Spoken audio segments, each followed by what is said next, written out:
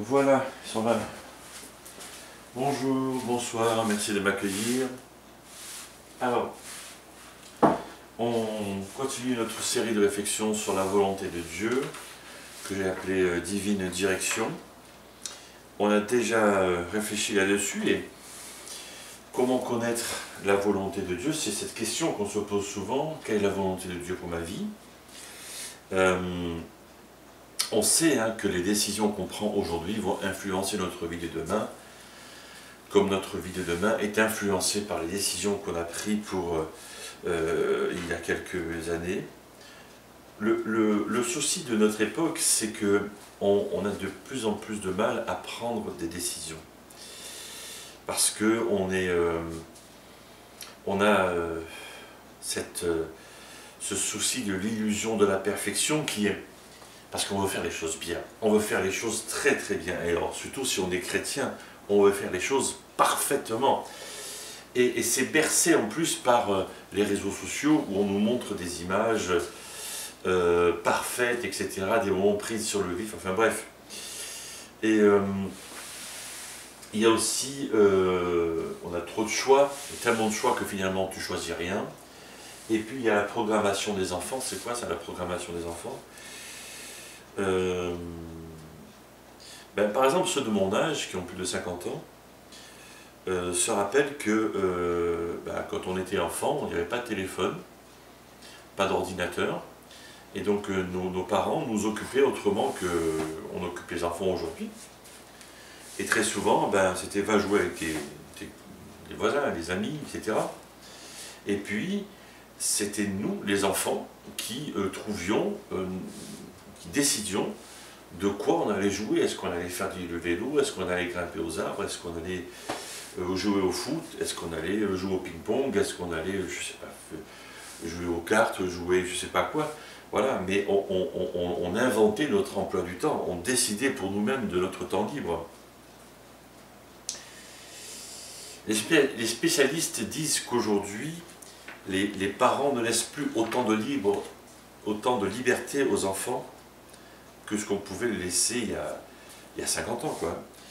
Dès le matin, le réveil, la toilette, le petit déjeuner, l'école, après l'école, le goûter, le conservatoire, le sport, devoir, toilette, souper, dodo. Voilà. Et c'est systématique, quoi. Les parents ne laissent plus les enfants imaginer leur temps libre, prendre leurs décisions pour jouer, quoi. Voilà. En tout cas, plus autant qu'avant. Et du coup, quand ils deviennent adultes, ces enfants, ils ont du mal à décider. Ils ont des difficultés avec la prise de décision. Ce dont je veux parler aujourd'hui, c'est de faire confiance au processus de Dieu. Dans Acte 20, l'apôtre Paul parle d'une décision importante qu'il doit prendre. Il est dans cette ville d'Éphèse, et il est bien dans cette ville. Il aurait pu passer toute sa carrière, toute sa vie dans cette ville. Ces gens étaient sa famille, ces gens étaient son peuple, il se sentait à sa place, il se sentait chez lui, et c'est pas là qu'il est resté. Voilà ce qu'il dit: maintenant me voici en route pour Jérusalem, l'Esprit m'y oblige, mais j'ignore ce qui m'y arrivera. Tout ce que je sais, c'est que le Saint-Esprit m'avertit de ville en ville, que je dois m'attendre à être emprisonné et à connaître bien des souffrances. Ma vie m'importe peu, je ne lui accorde aucun prix. Mon but est d'aller jusqu'au bout de ma course et d'accomplir pleinement le service que le Seigneur m'a confié, c'est-à-dire de proclamer la bonne nouvelle de la grâce de Dieu. Donc, faire confiance au processus de Dieu, 4 étapes. D'abord, l'inspiration du Saint-Esprit. L'apôtre Paul dit: l'Esprit m'y oblige. L'Esprit m'y oblige, c'est comme un aimant qui t'attire quelque part. Et tu n'as pas le choix. Et même si ça te fait sortir de ta zone de confort, étonnamment tu le fais, et tu es surpris toi-même de sortir de ta zone de confort, tu vois. Mais ça, c'est l'Esprit qui t'oblige, l'Esprit qui te contraint, qui te force, peut-être à démarrer une entreprise, peut-être à te lancer dans un ministère dans l'Église, à entreprendre une étude sur un livre de la Bible. Pourquoi tu fais ça? Tu n'as pas fait tu n'es pas pasteur, tu n'es pas je sais pas quoi, mais voilà, ce livre te passionne et tu te lances là-dedans, c'est super. C'est l'inspiration de l'esprit. Un deuxième point, c'est une certaine incertitude. Alors je sais que c'est un peu bizarre, mais voilà. L'esprit m'y oblige, mais j'ignore ce qui m'y arrivera. C'est-à-dire que tu ne sais pas ce qui va se passer. Notre problème, quand on dit à Dieu, Seigneur, montre-moi ta volonté, c'est qu'on veut pas savoir où on va, c'est pas ça le truc, c'est qu'on veut connaître les détails, les moindres détails. Et le truc, c'est que Dieu nous répond, et Dieu te répond aujourd'hui, je ne te dirai pas les détails de ta vie. Parce que si Dieu te dit les détails de ta vie, tu vas mourir sur place en fait. Honnêtement, si tu as un peu d'expérience, même si tu as 20 ans, et que tu réfléchis aux détails de ta vie, jusqu'à l'âge de 20 ans, c'est à frémir. Si tu as 30 ans, c'est pire. Si tu as 40 ans, c'est pire. Si tu as 90 ans, c'est pire, quoi. Donc, alors Dieu te dit, ok, je ne te donne pas les détails de ta vie. Non. Je te donne juste une lampe pour éclairer ton sentier. Une lampe pour éclairer le sentier. C'est-à-dire pour voir la prochaine étape que tu as à faire. Le prochain pas. Tu vois, nous, quand on dit à Dieu, montre-nous ta volonté, tu vois, si notre vie était étiquetée de 1 jusqu'à 10, on veut connaître les étapes, pas l'étape 10, tu vois, mais les étapes au moins de 5 jusqu'à 9. Non. Et Dieu te dit, ben, tu es à l'étape 2, je vais te monter l'étape 3. 3. C'est tout. Et si tu veux de la certitude, Dieu nous donne plein de certitudes, comme par exemple, de nous instruire, de nous montrer la voie qu'on doit suivre, donc la prochaine étape, de nous conseiller et qu'il a le regard sur nous. Il y a plein de certitudes comme ça dans les proverbes, dans les psaumes, etc. Et tu vas en trouver de la certitude. Il y en a plein. Un troisième point, c'est une résistance prévisible.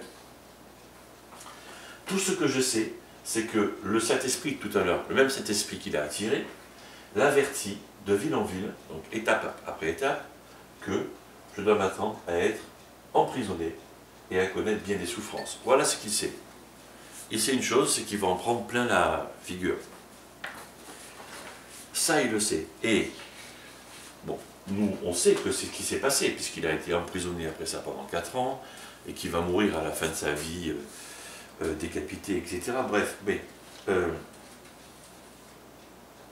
notre problème à nous chrétiens, c'est que chaque fois qu'on a des difficultés, on se dit on n'est pas dans la volonté de Dieu. Et si c'était le contraire? Et si on était justement dans la volonté de Dieu, et que notre ennemi Satan nous mettait des bâtons dans les roues parce qu'on est dans la volonté de Dieu? Et Dieu utilise ces bâtons dans les roues pour nous apprendre, pour nous éduquer, pour nous former, pour nous formater. Oui, bien sûr. Et si on était justement dans la volonté de Dieu? Faisons confiance au processus de Dieu. Un quatrième point, une confiance rare. Ma vie m'importe peu. Ouais, mais ce verset-là, je vous dis franchement,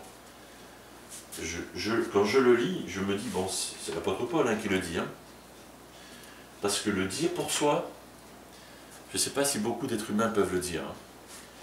Ma vie m'importe peu, je ne lui accorde aucun prix, mon but c'est d'aller jusqu'au bout de ma course et d'accomplir pleinement le service que le Seigneur m'a confié, c'est-à-dire de proclamer la bonne nouvelle de la grâce de Dieu. Voilà son but. Son but, c'est de dire que Jésus est mort pour les péchés de l'humanité. C'est ça. C'est ça. Son but, c'est ça. Et il va courir après. Il va mourir, mais il va faire ça. Il va faire ça. Ok. Est-ce que Paul a atteint ce but? Oui, il a atteint ce but. Il a évangélisé le bassin méditerranéen. Je ne sais pas si un autre homme a eu autant d'impact que lui. Je ne sais pas. Peut-être que je ne sais pas. Mais le fait de se consacrer comme ça a un impact sur l'humanité. Paul n'avait pas de plan sur l'avenir. Il obéissait à Dieu. Il voulait faire confiance au processus de Dieu. Comment ça marche pour toi et pour moi? Eh bien, simplement faire confiance à Dieu dans la situation qui est la nôtre. Dieu veut simplement orienter ta vie dans ce que tu es en ce moment. Tu es peut-être quelqu'un qui fait le ménage dans une entreprise, mais c'est super, tu as déjà eu le travail. Il y en a qui n'ont pas de travail. Ou peut-être, mais justement, tu es peut-être au chômage. Et tu espères trouver du travail, parce qu'il faut bien se nourrir et payer son loyer, etc. Bien sûr. Mais dans ta situation, Dieu est avec toi. Et Dieu veut faire de toi un de ses serviteurs, mais dans ta situation. Ou peut-être que tu es chef d'entreprise aussi, ou employé, salarié, docteur, avocat, que sais-je, mécanicien, boulanger, quoi. Dieu veut de toi tel que tu es. Et veut que simplement que tu sois, que tu proclames la bonne nouvelle de la grâce de Dieu dans ta situation, à toi. Inspiré par l'Esprit de Dieu, une certaine incertitude, une résistance prévisible et une confiance rare. Alors j'ai quelques questions pour les petits groupes de maison. D'après le verset 22 de Acte 20, décrivez ce que ça signifie pour vous d'être contraint ou forcé par l'Esprit. Alors, il n'y a aucune mauvaise réponse. Hein. Voilà. Vous pouvez dire ce que vous pensez, c'est dans votre petit groupe, ça ne sort pas de là. Que pouvez-vous apprendre de Paul dans le passage qu'on vient de lire, Acte 20, versets 22 à 24? Partagez donc une expérience où l'Esprit de Dieu vous a demandé de faire quelque chose, voilà, qui dépasse un peu votre zone de confort. Et comment saviez-vous que c'était le Saint-Esprit qui vous faisait faire ça? Voilà, qu'est-ce que vous avez ressenti, vous avez trouvé? D'après ce passage, que pouvez-vous apprendre de Paul? Quelle décision devez-vous prendre maintenant qui nécessitera une foi importante? Et comment pouvez-vous glorifier Dieu dans vos tâches quotidiennes avec une confiance hors du commun? Voilà, je vous laisse réfléchir à tout ça, mettez en pause si vous avez besoin, prenez une question ou deux, réfléchissez, et à la semaine prochaine.